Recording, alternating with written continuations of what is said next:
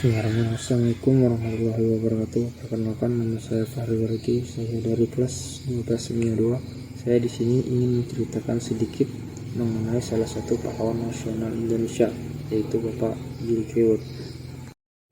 Bapak Djili Kriwut dengan bangga selalu menyatakan diri sebagai orang hutan karena lahir dan dibesarkan di Balantara, Kalimantan. Dia adalah pencinta alam sejati dan sangat menjunjung tinggi budaya dari leluhurnya. Ketika masih belia, ia telah 3 kali mengelilingi Pulau Kalimantan, hanya dengan berjalan kaki, naik perahu, dan rakit. Ia menamatkan pendidikan dasarnya di kota kelahirannya. Kemudian, selanjutnya ia melanjutkan pendidikannya di sekolah perawat di Purwakarta dan Bandung. Bapak Djili Kriwut lahir di Kasongan, Kalimantan Tengah pada 2 Februari 1918 di kota Banjarmasin. Ia juga salah satu pahlawan nasional Indonesia dan Gubernur Kalimantan Tengah pertama. Djili Kriwut adalah salah satu putra Dayak dari suku Dayak Ngaju. Perjalanan dan perjuangannya kemudian melampaui batas-batas kesukuan untuk menjadi salah satu pejuang bangsa. Setelah dari Pulau Jawa untuk menuntut ilmu, Bapak Djili Kriwut diterjunkan ke Kalimantan oleh Pangeran Muhammad Nor, yaitu Gubernur Kalimantan pertama saat itu, yakni sebagai pelaksana misi pemerintahan Republik Indonesia yang baru saja terbentuk. Rombongan-rombongan ekspedisi Kalimantan dari Jawa yang kemudian membentuk barisan perjuangan daerah yang sangat luas.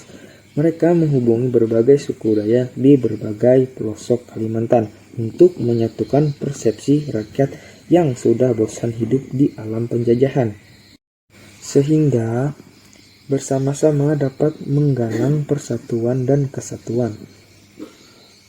Selain itu, Bapak Djili Kriwut berjasa memimpin operasi pasukan terjun payung pertama dalam sejarah Angkatan Bersenjata Republik Indonesia pada tanggal 17 Oktober 1947. Waktu itu pemerintah Republik Indonesia masih berada di Yogyakarta dan pangkat Bapak Djili Kriwut adalah Mayor TNI.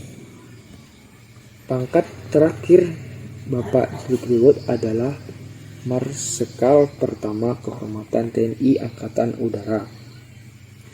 Bapak Djili Kriwut adalah salah seorang yang cukup berjasa bagi masuknya Pulau Kalimantan ke pangkuan Republik Indonesia. Sebagai seorang putra Dayak, ia telah mewakili ratusan ribu rakyat yang terdiri dari 142 suku Dayak, 145 kepala kampung, 10 partai, dan 2 temunggung dari pedalaman Kalimantan yang bersumpah setia kepada pemerintah Republik Indonesia secara adat di hadapan Presiden Soekarno di Gedung Yogyakarta pada 17 Desember 1946. Sebagai tentara, pengalaman perangnya meliputi sebagian besar Pulau Kalimantan dan Jawa. Setelah perang usai, Bapak Djili Kriwut aktif di pemerintahan. Ia pernah menjadi Gubernur Kalimantan Tengah pertama, sebelumnya menjadi Wedena Sampit, lalu kemudian Bupati Kota Waringin, kemudian menjadi Koordinator Masyarakat Suku-suku Asing untuk Pedalaman Kalimantan, dan terakhir sebagai anggota DPR RI. Keterampilan dalam menulis biasanya semasa ia bergabung dengan Sanusi Pane di Harian Pembangunan. Bapak Djili Kriwut telah menulis sejumlah buku mengenai Kalimantan, yaitu Makanan Dayak pada tahun 1948, buku Sejarah Kalimantan 1952, buku Maneser Panatau Tatu Hiang pada 1965 stensilan dalam bahasa Dayak Ngaju, dan Kalimantan membangun pada tahun 1979. Pada hari Senin, tanggal 17 Agustus 1987, yang bertepatan dengan proklamasi kemerdekaan Republik Indonesia, ia menghembuskan nafas yang terakhir setelah dirawat di Rumah Sakit Suka Insan karena menderita penyakit liver atau hepatitis dalam usia 69 tahun.